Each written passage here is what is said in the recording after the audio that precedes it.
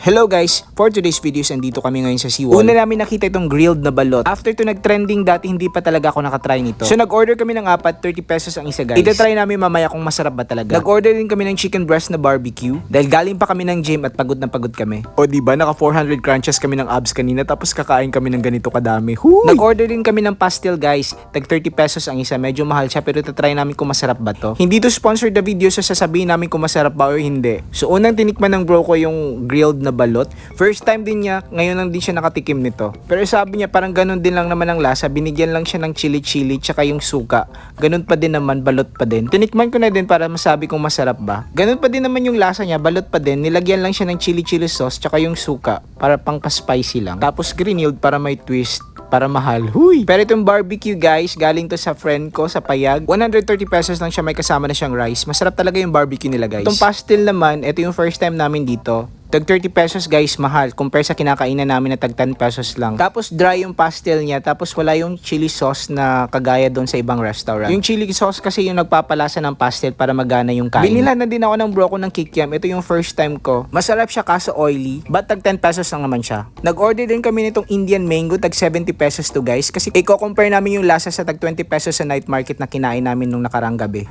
Masarap naman siya guys. Kasing sarap naming dalawa. Huy! So see you guys again next vlog. Bye-bye!